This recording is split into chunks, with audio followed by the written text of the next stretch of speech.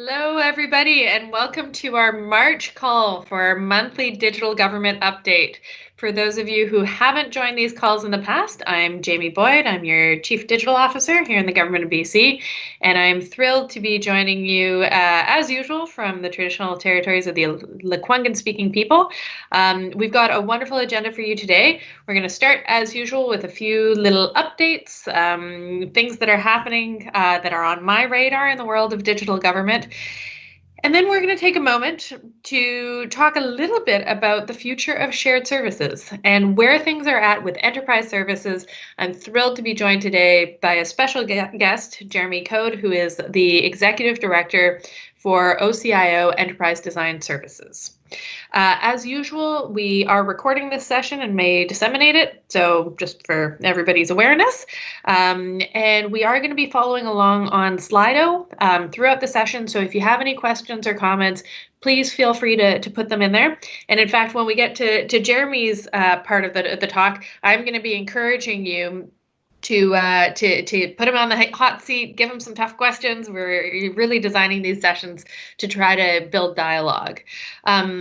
I do feel a little bit disappointed that nobody is wearing a cat face on this particular video, but we still will try to keep it light and interesting and all those sorts of things.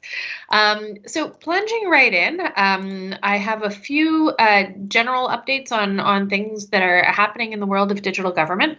I believe that early in the fall, we had provided an overview of progress against the digital framework. For those of you who are, who haven't heard me talk 18 times about this, it's just a reminder. This is something that we launched over a year ago, and we had identified those priority pillars. So services to citizens, data and information, digital inside, and then connected outside. We have delivered on virtually all of the 17 commitments within those priority pillars.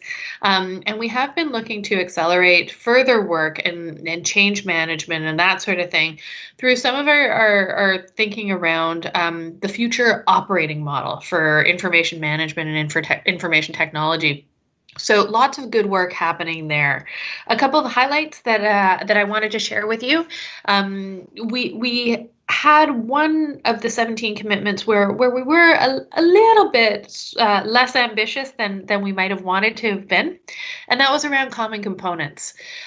So for everybody's sort of shared awareness, we talk about the opportunity of open innovation, right? The idea that we should be developing in a way that is going to be porous to innovation across our broader ecosystem, supporting this collaboration through multidisciplinary teams that are empowered to work in the open. And that's some of the sort of theoretical basis behind strong investments in open source and that sort of thing. One of the pieces of that puzzle that had been missing was around common components. So that's the idea that you would want to have repeatable design patterns.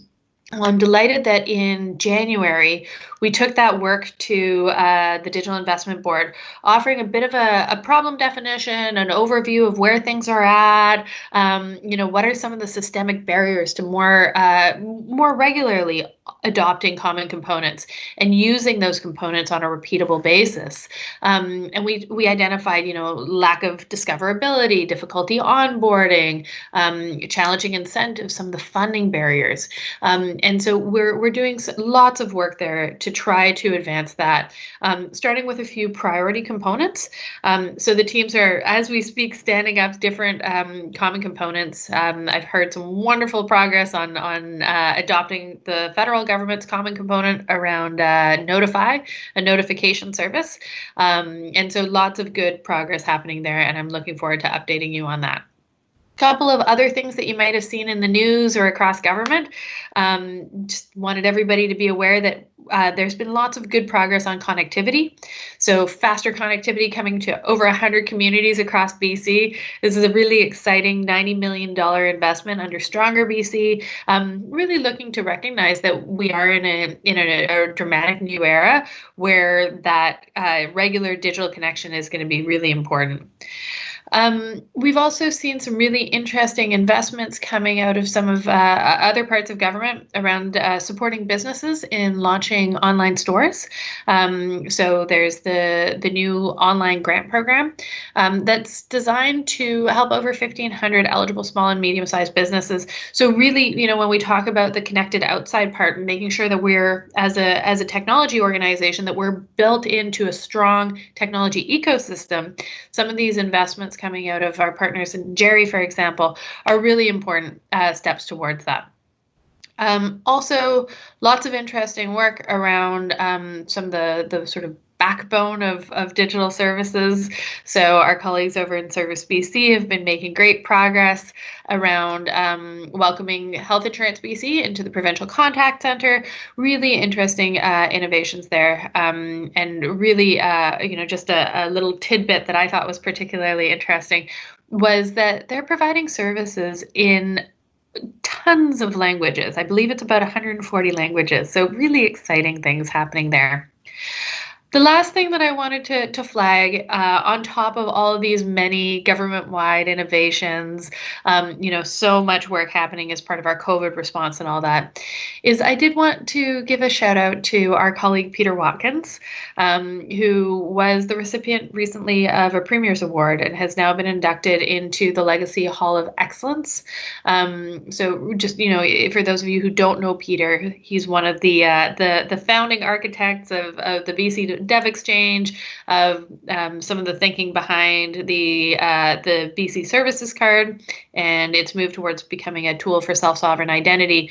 So really, I think a great asset to our broader community. I'm flagging some of these things not because I'm trying to be comprehensive by any means. There are incredible innovations really happening across government, and we're seeing, just for example, last week I saw that our friends over in Sermo are going to market to procure a new system for freedom of information, an agile team there, and just such wonderful and high impact innovations from across government. So this isn't comprehensive at all. Just want to draw attention to a couple of initiatives that have really stood out to me. What we do have, though, is an effort to more systematically sort of raise the bar in terms of technology services across government, coming out of the OCIO and Enterprise Design Services. So with that, I'd like to segue towards a bit of a conversation around the central service model, the future of shared services, and really how technology can help provide better services for the people of BC. So with that, I am delighted to introduce Jeremy Code, the Executive Director for OCIO Enterprise Design Services. Welcome, Jeremy. Thank you. It's great to have you here. So let's get I'm going to cut straight to the chase. I know that you're a very busy man, and I know that you've got lots going on when it comes to redesigning our services for our technology services across government. Can you tell me a little bit about what is it that you do? What's your team's mandate? All of that sort of thing. Sure. So Enterprise Design Services is a small but mighty team within the Enterprise Services division. So, that division overall is responsible for providing government with its shared technology infrastructure and all of the services and products that go along with it. And really the main focus of my team here is decision support. So that comes in a few different flavors. One is strategic planning, ensuring that we actually have a vision for our future of shared technology and have identified what we need most to do to achieve that vision. The second comes in terms of just kind of prioritization of those initiatives and making sure that as a division we're staying coordinated in terms of the decisions that we make and how we move the work forward. That way it's not just coordinated for our sake, but also for the benefit of those people we're serving. And last I would say is, guess what we loosely talk about is service design. So,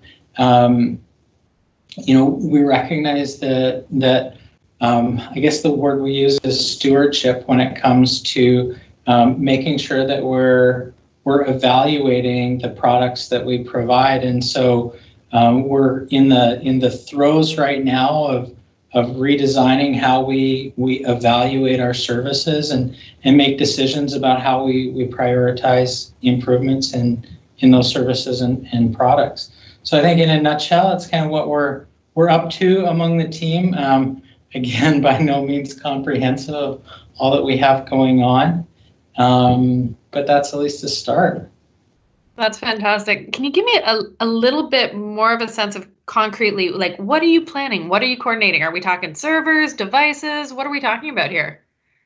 Yeah, so there's a whole, I mean, when we look at our service portfolio, we kind of group that into 5 services, or what we think are kind of 5 distinct value statements for our clients. And under that, we have about 300 plus orderable products that we wrangle together underneath those banners.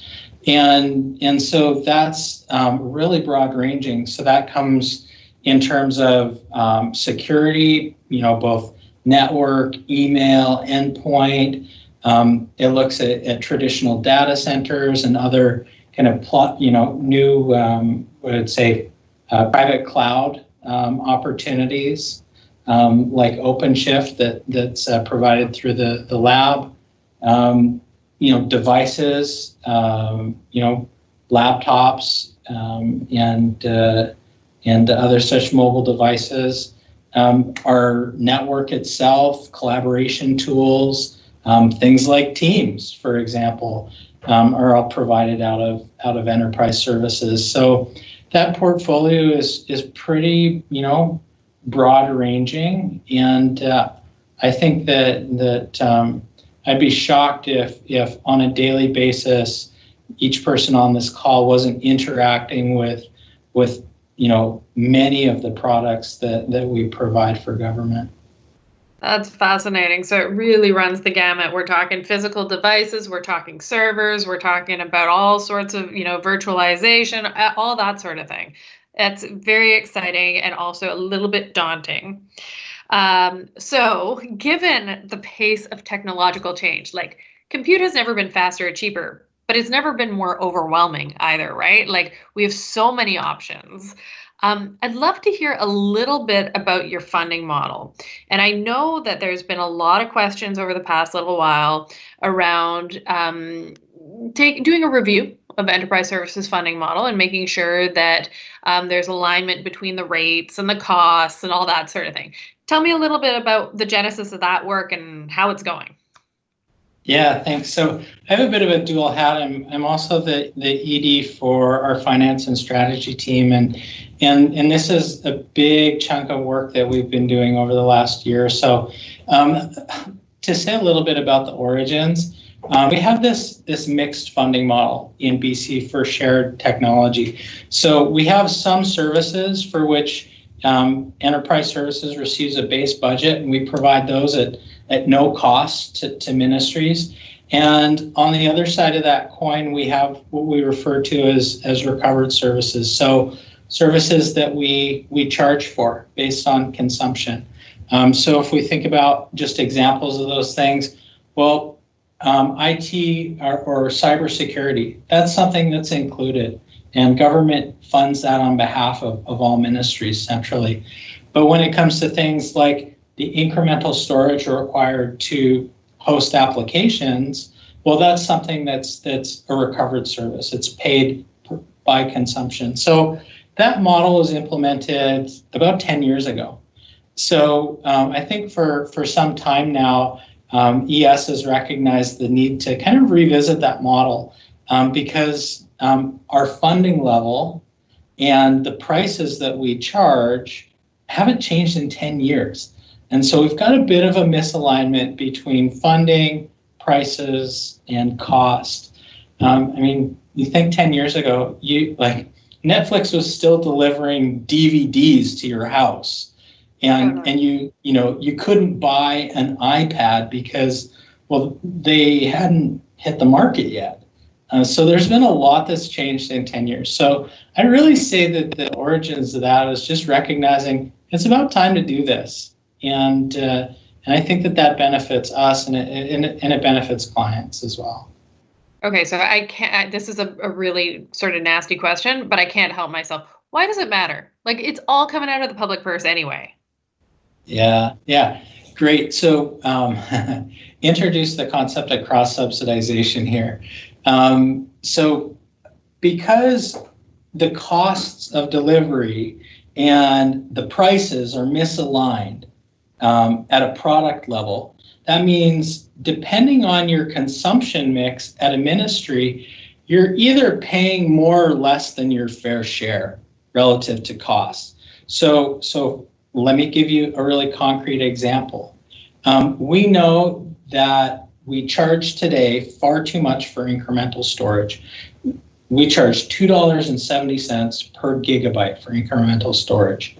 It only costs us about a third of that per gig to deliver incremental storage in our data centers. So those ministries that because of their business needs have really high data usage means they're paying more than their fair share in relation to cost. So that's a big reason that it matters, is because we've kind of departed from really clean economic incentives to drive the consumption that's best for government.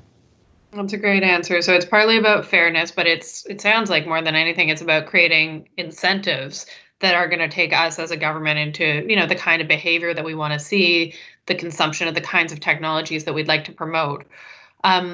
So with this review, like, it sounds fantastic. Who doesn't want to pay less for storage?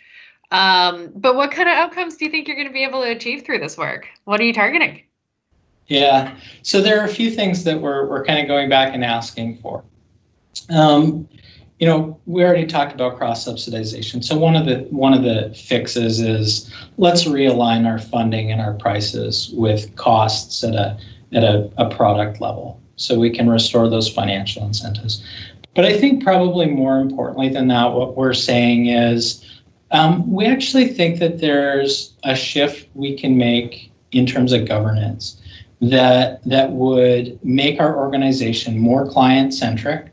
So where there's a kind of a shared fiduciary duty that our clients are involved in, and that will help ultimately understand what the implications of our current financial model are, but also to understand what are the impacts and implications for ministries, for our clients, if we're going to change that model at all. And so that's kind of I would say the big thing that we're going and asking for is to retool governance so it's more client centric. Yeah. The other thing I'd say out of that is just wanting to make sure that when we look at this funding model, that not only are costs and prices matched up, but also that we're funding the right products in the right ways. And what I mean by that is I think that there's a discussion we need to have around whether or not there are services that we actually should be funding centrally. So let me give you one example. When it comes to security scans, originally when the model was implemented, that was something that we were going to charge per scan. And in my mind, charging for security scans doesn't actually incent the right behavior. So one of the things we've kind of done in the interim is said, we're going to charge you, but we're going to charge you $0 for that. So it's still a chargeback service, but we've made a change to kind of correct the incentives. So those are just some examples of where I think we need to recategorize between funding categories. Fascinating. Okay, so just a reminder to everybody, we are monitoring Slido. Feel free to throw questions or comments up there as we go. because now I want to dig in a little bit more, Jeremy, to the status quo. And I don't know if you have any numbers on the top of your head, but like, you talked about the economics, like, what are we talking about here? Are we talking about a change that's going to affect the bottom line in like a couple of percentage points? Are we like, can you give me a sense of like what is enterprise services budget? What are the implications for the IMBs? Like, what's the scale of change that you're contemplating here? Yeah. So I'll share a few numbers that we've chatted about with the CIOs over the past year. The first is to say that in total, enterprise services spends around $280 million every year. That's our gross expense. And of that, we have about 130 that is given to us in base budget. So the remaining 150 comes from from recoveries to ministries. So at a high level, I think what we found is that voted services based on cost today is about $20 million more than we're given in voted funding. So, if the world aligned perfectly and government decided that they would wanted to fund that difference, in total it means that recoveries, all else equal, would go down by $20 million.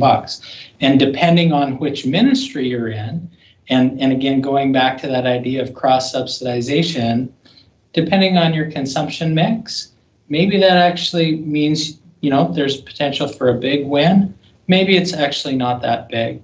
But what we can say is in doing that, we would also want to realign our price model. So making sure that on a product level, we're actually charging based on cost. So that's order of magnitude. It's a good question. I'd say that it's, as consumers of anything, we never are concerned when we think we're paying too little, but we're always concerned when we think we're paying too much. So that's really the case in a few circumstances where ministries are paying too much. Fascinating. So, and it is making me think of some of the work that we had been doing around the operating model and the idea that, we're spending something like $700 million a year on IM and IT across government. So 280 million of that is in some way implicated in providing shared services, it sounds like. So this is a big issue. Is that accurate? Yeah, so that's right. I mean, there's much more that's spent by ministry IMBs on business solutions specific to their organizations. And I think that, we've done some, I think others have done some kind of cost accounting around how much that is. I won't speak to those methods or conclusions, but what I can say is about 280 is spent by enterprise services. Fascinating. Okay, so we've heard a little bit about the numbers. You've convinced me, Jeremy, that this is a serious issue that we need to be thinking about very hard. And now I'd like to ask you to think sort of almost from a philosophical perspective. I did read a blog recently. Sometimes I read blogs. And it had this sort of daring suggestion that if we wanted to have really good centralized service delivery, the way to do that would be to get rid of all mandatory services. Shared services are hereby all optional. What do you think of that? It actually reminds me of an episode of that old BBC show Yes Minister, and some suggestions being bold. And I think the translation of that was something that would mean you don't get reelected or that you get fired. I think I want to tread somewhat cautiously here, but it's a really big idea. I think there was some discussion 10 years ago that wasn't part of at the time, but there was some discussion around whether or not government would move towards a model where ministries could consume using centralized service provider, or they could go to the market. And that would be, a step down the road that the government could take. So I think that's always been kind of contemplated, at least it has been for the last 10 years. I think that our goal is always, what I should say, I think there's a renewed commitment to look at our services in a way that the way we deliver them results in our clients wanting to consume from us, regardless of whether or not it's mandated.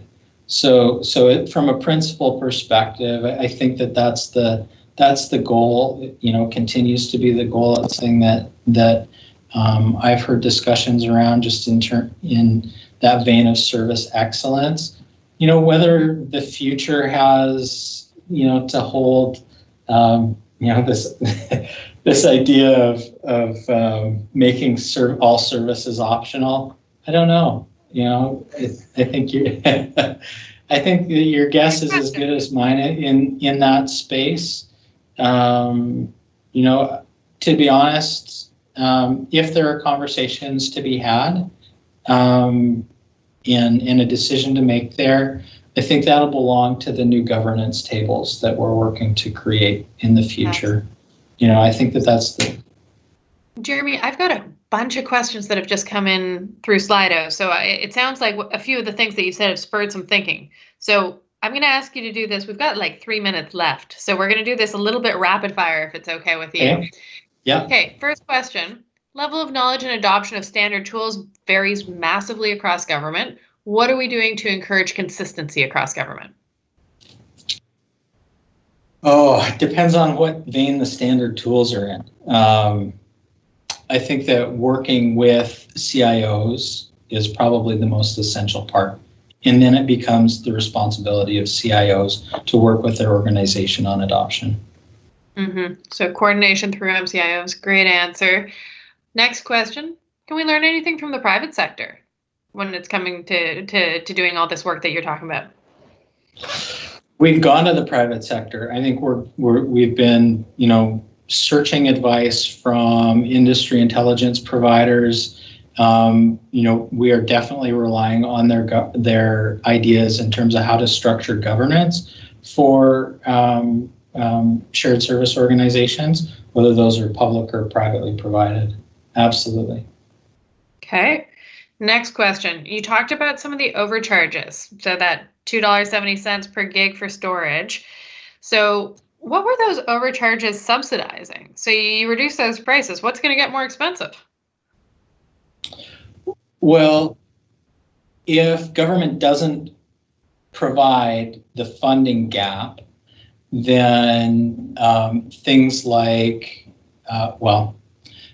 there's examples in all categories, right? There's examples in device, there's examples in security, examples in network. What I'll say is if that funding gap is met, everybody wins. So nothing has to get more expensive. Fantastic. Okay, and last question. Got about a minute left. What's the future? What's the path forward? What can we expect for the future of shared services in British Columbia? Yeah.